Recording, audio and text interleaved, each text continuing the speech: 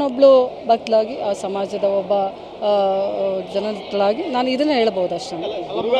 ಸಮಾಜದ ಮುಖಂಡರು ಧಾರ್ಮಿಕ ಚಟುವಟಿಕೆ ಏಕವಚನದಲ್ಲೆಲ್ಲ ಪದ ಬಳಕೆಗಳನ್ನು ಮಾಡ್ತಾರೆ. ದೊಡ್ಡ ಸಮುದಾಯದವರು, ಒಳ್ಳೆ ಸುಸಂಸ್ಕೃತ ಸಮುದಾಯದಲ್ಲಿರುವ ನಾಯಕರ ಪದ ಬಳಕೆಗಳು ಸರಿನಾ ಮೇಡಮ್? ನಾನು ಒಂದೇ ಮಾತನ್ನೇ ಹೇಳಿದೆ, ಈ ಥರ ಹೊರಗಡೆ ಬಂದು ಮಾಧ್ಯಮಕ್ಕೆ ಒಂದು ಹೇಳಿಕೆ ಕೊಡೋದನ್ನು ನಿಲ್ಲಿಸಿ ಎಲ್ಲರೂ ಕೂತ್ಕೊಂಡು ಸಮಾಲೋಚನೆ ಮಾಡಿ. ಮನೆ ಪ್ರಶ್ನೆ ಮೇಡಮ್, ಈಗ ಧಾರ್ಮಿಕ ಚಟುವಟಿಕೆಯಲ್ಲಿ ನಡೀತಾ ಇರಲಿಲ್ಲ, ಬೇರೆ ಕಡೆ ಮನೆ ಮಾಡ್ಕೊಂಡಿರ್ತಾರೆ ಗುರುಗಳು, ಅಲ್ಲಿ ಯಾವ ಕೆಲಸನ ನಡೀತಾರೆ, ಅದಕ್ಕೆ ನಿರ್ಧಾರ ಬರಬೇಕಾಯ್ತು ಅಂತ ಹೇಳಿದ್ರು. ಅದು ಅಧ್ಯಕ್ಷರು ಹೇಳಿದಾರಲ್ಲ, ನನಗೆ ಅದೆಲ್ಲ ಗೊತ್ತಿಲ್ಲ.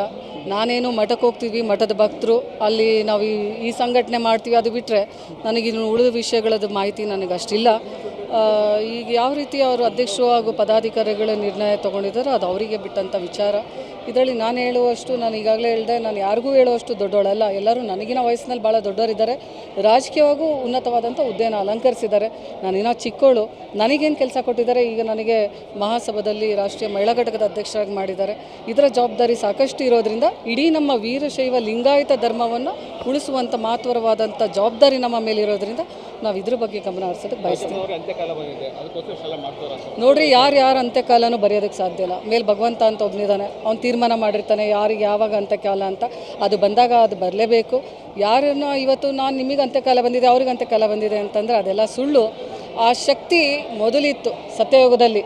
ಯಾರೇನೋ ಹೇಳಿದ್ರೆ ಅದು ನಿಜ ಆಗುವಂಥ ತಪಸ್ಸು ಹಾಗೂ ಇದನ್ನು ಮಾಡಿ ಗಳಿಸ್ಕೊತಿದ್ರು. ಬಟ್ ಈಗ ಇದು ಕಲಿಯುಗ, ಇಲ್ಲೇ ಎಲ್ಲದನ್ನು ನೋಡುವಂಥದ್ದನ್ನು ಸಿಗ್ತದೆ. ನೀವು ಇರ್ತೀರ, ನಾವು ಇರ್ತೀವಿ.